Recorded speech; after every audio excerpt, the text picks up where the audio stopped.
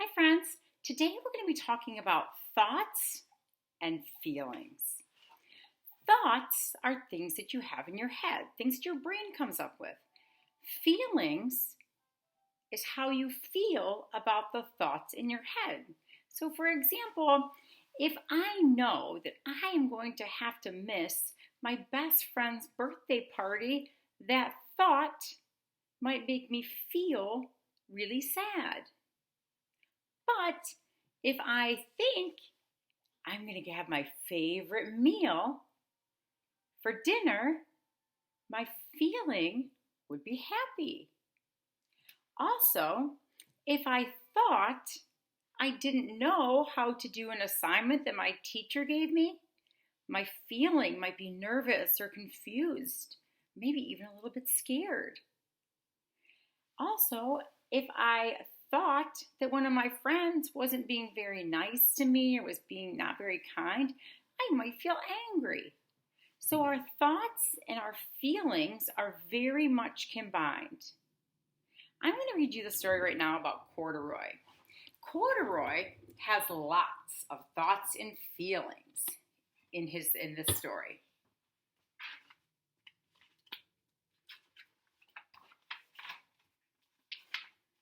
All right. So, Corduroy is a bear who once lived in the toy department of a big store. Day after day, he waited with all the other animals and dolls for someone to come along and take him home. So, Corduroy was in a store with all these other stuffed animals, and he was thinking that he wanted someone to take him home. But nobody was. So his feeling was that he was feeling sad. His thoughts and his feelings were combined.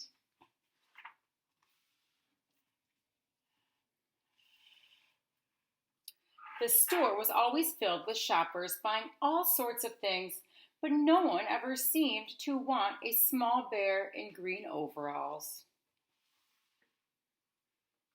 Then one morning, a little girl stopped and looked straight into Corduroy's bright eyes. "Oh, Mommy," she said, "look, there's the very bear I've always wanted."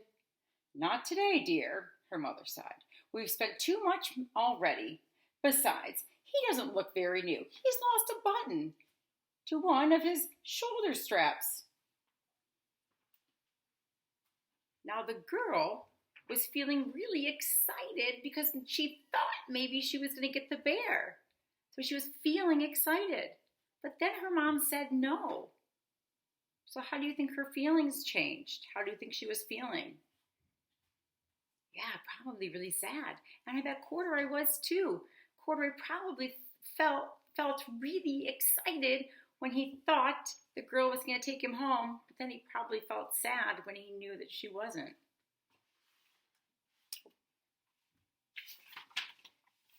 Corduroy watched them sadly as they walked away.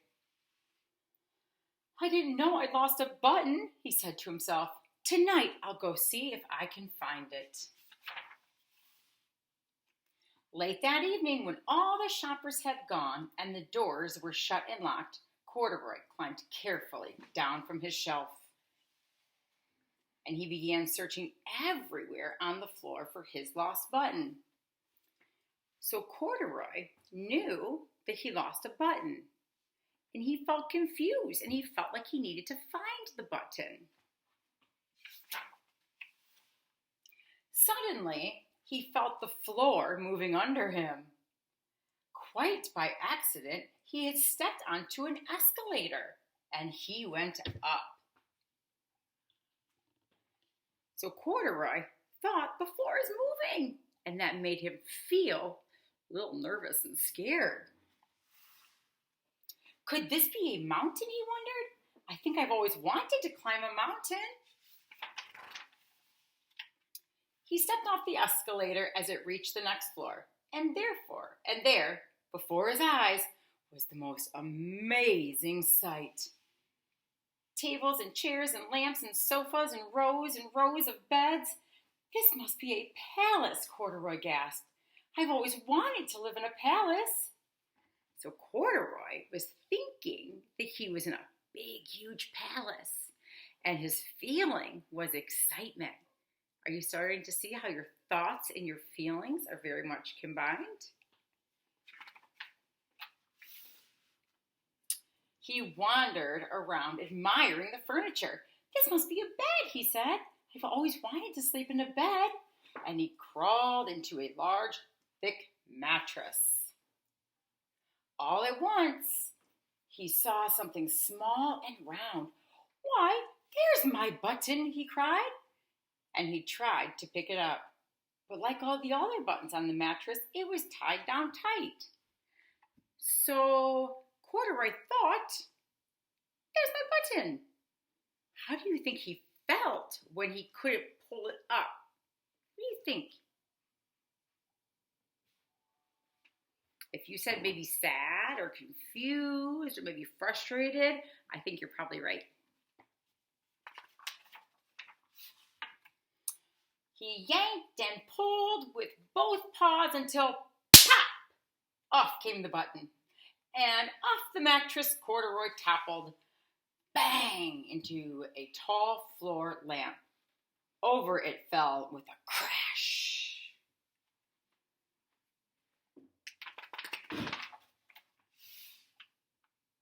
Corduroy didn't know it, but there was someone else awake in the store.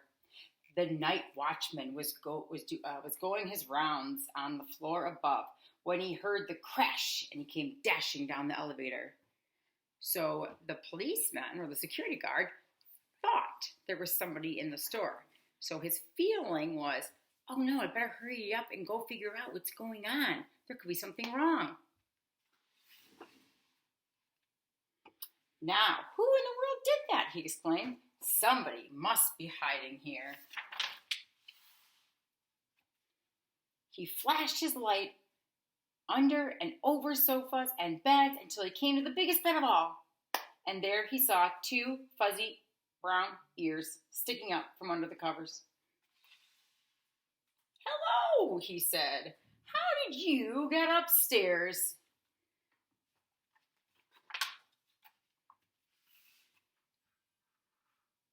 The watchman tucked Corduroy under his arm and carried him down the escalator. So the watchman thought, well, that's not where that bear belongs. And his feeling was, I should probably do something about this and take it back. Feeling helpful that he's taking the Corduroy from upstairs and putting him back where he belongs. So then he set him on the shelf in the toy department with the other animals and dolls.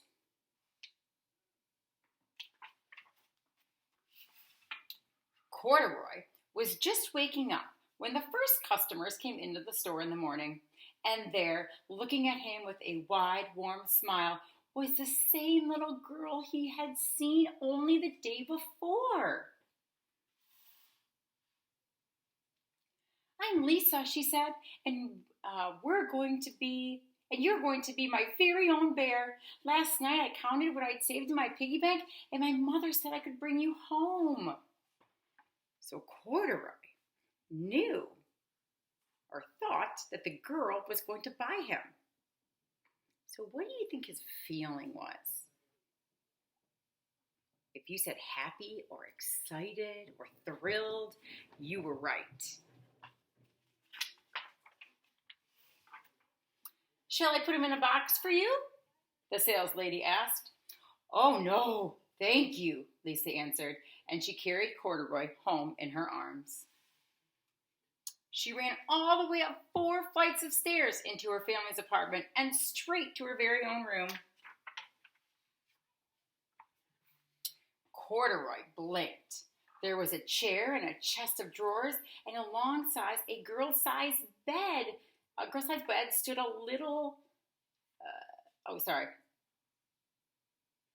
And along a girl-sized bed stood a little bed, just the right size for him.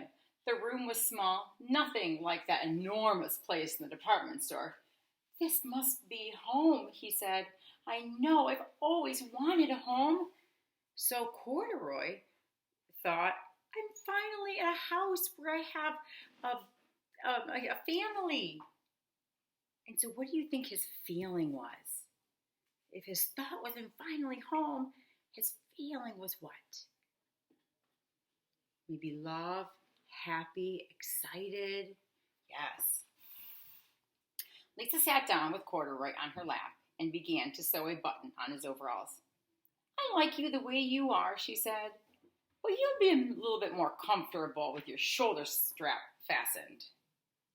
She sewed a button on him. You must be a friend, said Corduroy. I've always wanted a friend. Me too, said Lisa, and gave him a big hug. So Corduroy thought, oh, I have a new friend. I've always wanted a friend. And how do you think that made him feel? So the thoughts you have in your head control your feelings that you have in your heart.